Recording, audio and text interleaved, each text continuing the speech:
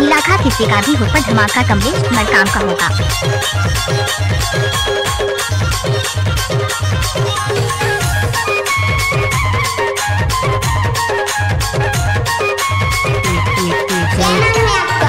Kamlesh Markam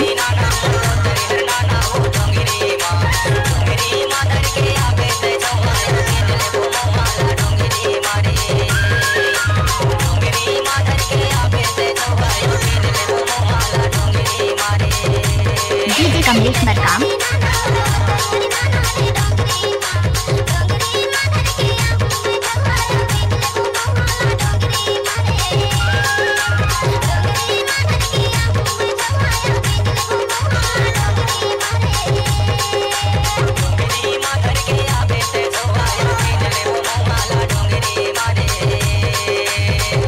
Markam sound मुंगेला।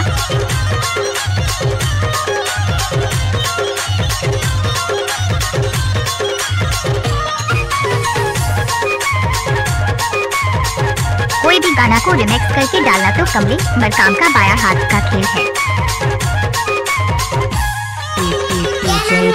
DJ Kamlesh Markam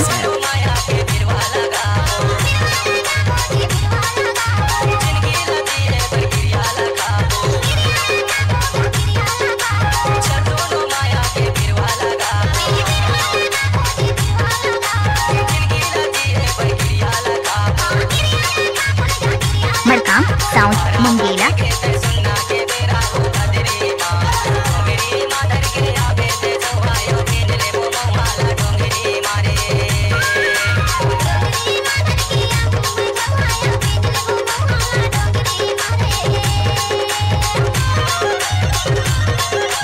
इलाका किसी का भी हो पर धमाका कमलेश मरकाम का होगा।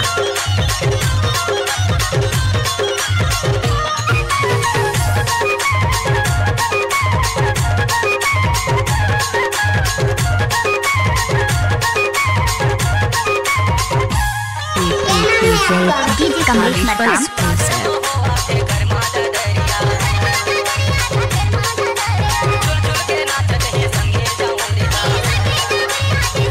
मरकाम साउंड मुंगेला।